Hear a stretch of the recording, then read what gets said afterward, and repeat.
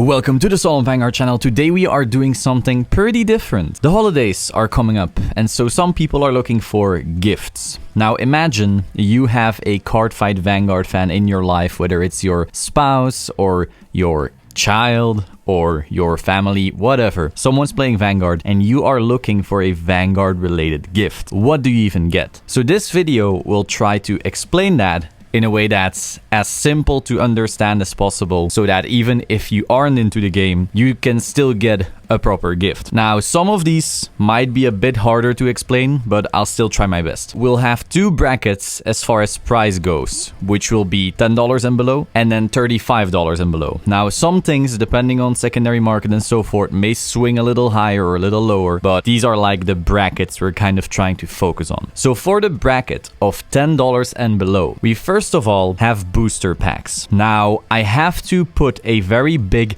asterisk here. If the player you are buying something for is already very established or they have been playing for quite a while, a booster pack may not be the gift for them. For example, let's say their deck is already finished, they already have all the cards they need for a specific deck. If you then buy them a booster pack, that may not really bring them any cards they're looking for. Now, it's still fun to crack them. I don't think anyone will ever be mad for getting booster packs, but still, it's more ideal for someone who is relatively new to the game than for someone who is pretty established already. Beyond that, booster packs don't necessarily have cards for every clan, and so you should try to research whether or not the booster pack you're about to buy actually helps them out. Let's say your spouse loves Kagero, which is a clan inside the game. If you look at a booster pack, you can Google Cardfight Wikia and then the name of the booster pack. You can click on the first link and in the description it will say includes support for. If it doesn't list Kagero there, the pack might not really be ideal for them. So again, booster packs have a big asterisk, but if you have a relatively new player who already has some cards but not many, it's always a fine gift.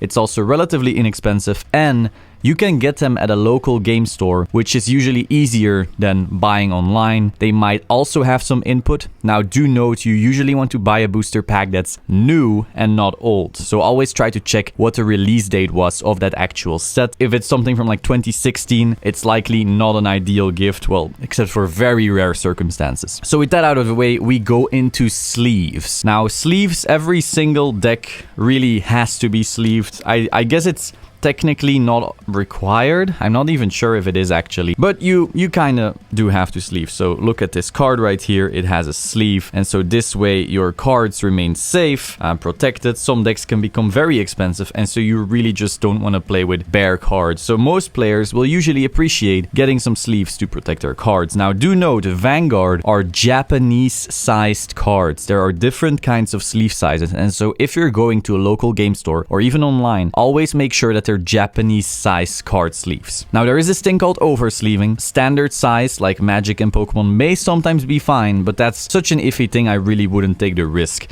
if you don't know the player you're buying for well enough. Next up is perhaps a set of fancy dice. Now, this is not for everyone, so perhaps this can be a nice throw-in into the other gift. Let's say you're buying them some other thing from this list and then you notice, hey, I still have $5 extra. What do I buy? Some cool dice may actually help. You often have these little boxes with 6-sided dice. They look pretty cool. You can just add them in and make the gift a little bit cooler. Finally, in this bracket, we also have deck boxes. As people's collections grow, they sometimes lack deck boxes. And recently, the events haven't been giving deck boxes anymore either. So even if you have a more established player who attends bigger events, they may actually run out of deck boxes as well. One thing to note is that you may want to watch out for which type of deck box your player usually uses. If they are relatively new, they don't necessarily use the most expensive deck boxes, and then most boxes will actually do. However, if they are a bit more established, it's very possible that they have a specific kind they already like. So this is where you, as the gift buyer, have to start spying.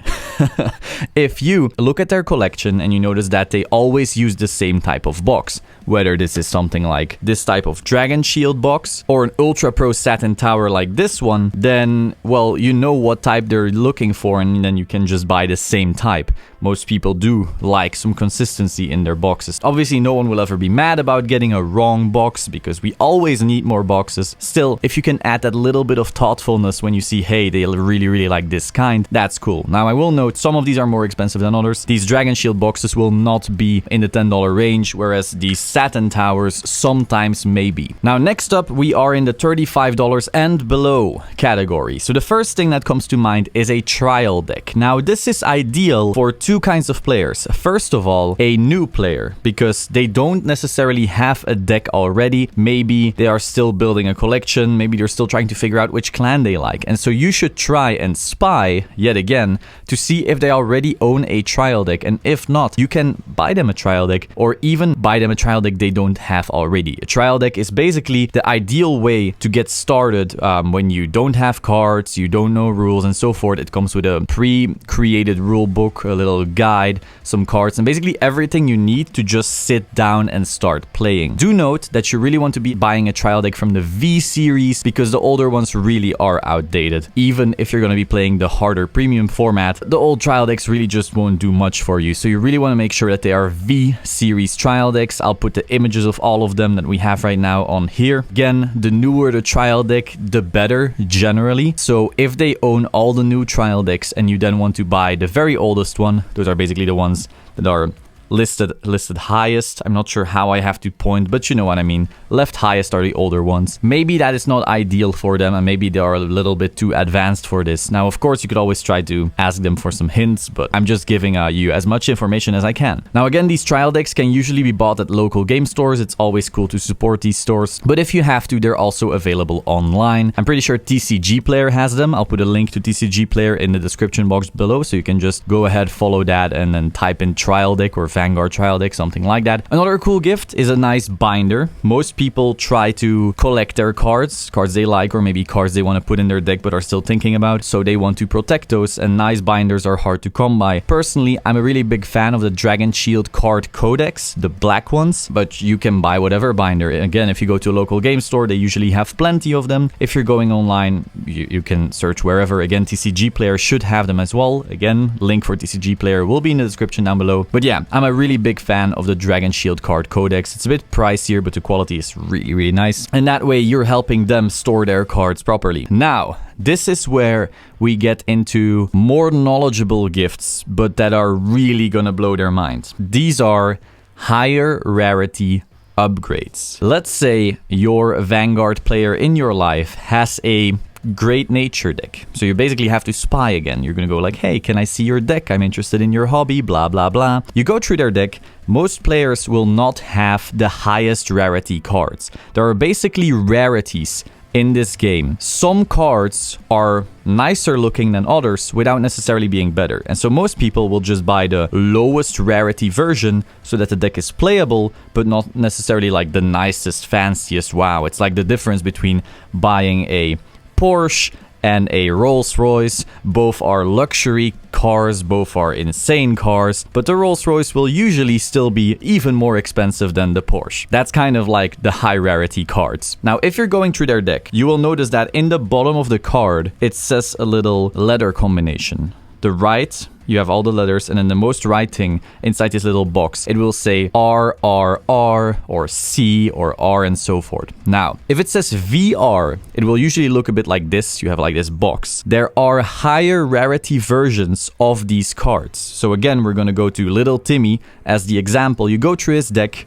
He loves great nature. You notice, okay, this is a VR School Hunter Leopold. This is when you start thinking, hey, maybe he wants the higher rarity version of this. And so you go on TCG Player, again, link in the description, or if you're in Europe, you can check out claretcards.com or cardmarket.com. I'll be sure to put links in the description. And you look for the SVR version. Every single VR card has an SVR version, which is nicer to look at, but also more rare and more expensive. So since most players will be using the VRs, it could be a really nice surprise if they suddenly get an SVR version of their very favorite card. So again, to do this, you will have to ask their deck and look through it and see, hey, this is the VR in their deck. Okay, it seems they don't have an SVR in here. Then you go onto TCG Player or Claret Cards. You look for the name. You notice, hey, here's an SVR version. Buy. And then give them that in a gift. And they're like, whoa, you just got me this. How did you know? Very, very nice. Something similar can be done, but this is harder. There's also something called Origin Rare or SP. This will usually be fancier versions of RRR cards. The issue is, however, not every one of these has such rarity upgrade. And so if you're new to Vanguard, it may be pretty hard to figure out which ones do and which ones don't, and so I don't really expect a non-player to figure that out just like that. I'm just throwing it out there, since if you want to do the research, you can actually do this, and I'm sure the person you're giving the gift to will be very happy that you figured this out. If you're still somewhat new to all this gift buying, just know a VR to an SVR card upgrade is something really cool that people like to receive. Again, if you're looking for single cards like that, tcgplayer.com is ideal for America. We have claretcards.com, which is my store in Europe. We also have Card Market, and everything will be down below. Finally, we also have playmats. Now, this is $35 bracket,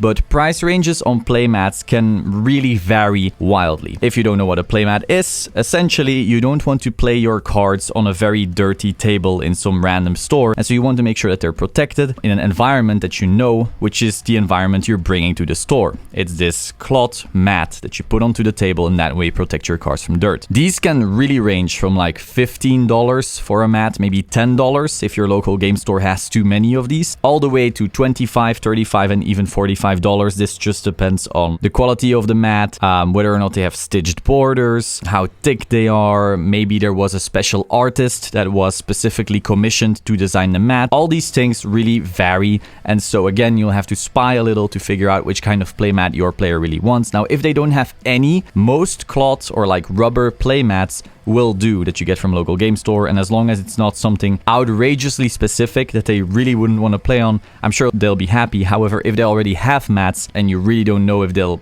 like specifically the one you ask for, again, you'll have to spy a little. But if you're not sure, any of the other things on this list should really be able to help you out. That is basically my Vanguard 2019 holiday gift guide. I hope this was helpful for you. If you have any questions, pop them in the comments down below. You can write in secret language so the player doesn't figure it out that it's you. I'll try to answer them in the coming week as much as I can, so you can still be helped figure out what you want to buy. And that is all for today. Be sure to subscribe to this channel, and I will see you soon. Ciao.